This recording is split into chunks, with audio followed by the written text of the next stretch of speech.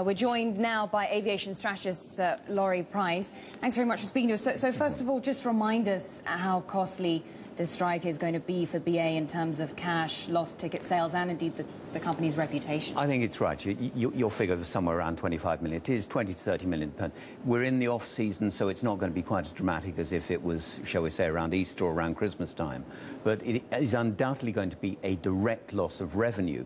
The other really significant one is the loss of reputation. Why would you book with BA at the moment if you know there is a very real danger that you might not get a flight at the right time?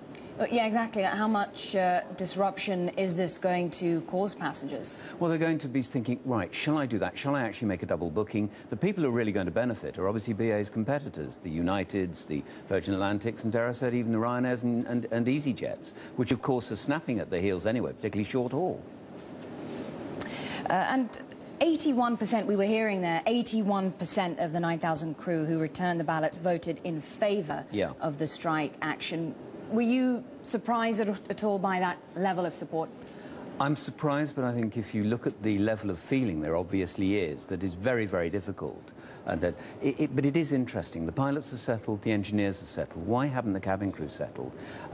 I'm worried that perhaps they don't really understand the state, the economic state of the industry, the financial health, not only British Airways, but a lot of carriers. We've lost people like Sabina, we've lost people like Swiss Air. Japanese airlines, JAL, have just announced 15,000 redundancies, grounding 37 747s. This is a reality of a similar sort of offshore island, albeit in the Pacific. This is a legacy carrier who are a state carrier. That's key. We'll come to that in a second. But they do perhaps have a legitimate claim, don't they, the Unite Union? I'm just going to get you a quote. I was talking to a cabin crew member saying, well, that Willie's trying to make a Mercedes with a G-Whiz chassis.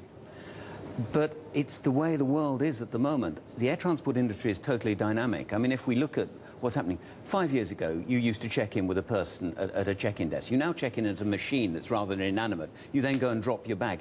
Those are changes to the industry that are necessary so that we save cost. Unfortunately, the market is changing. Some of the premier traffic, the first class and business class traffic, has gone away, which means that you need to change the configuration of the aircraft. Therefore, the cabin crew complement, once you've met the safety standard... You can't replace cabin crew by robots, though, Laurie. That's the point there. Absolutely right, and you shouldn't, because they're fundamentally there for safety. Absolutely right. So that's the main concern, isn't it? So you're saying the Unite Union is, in essence, well, kicking itself, basically, in.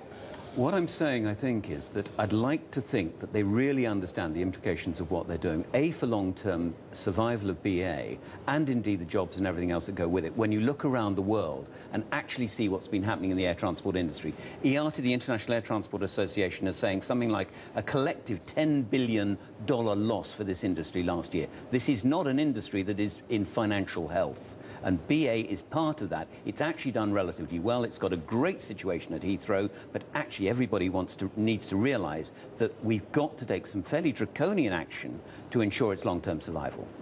Laurie Price, thanks so much for joining us. We appreciate it.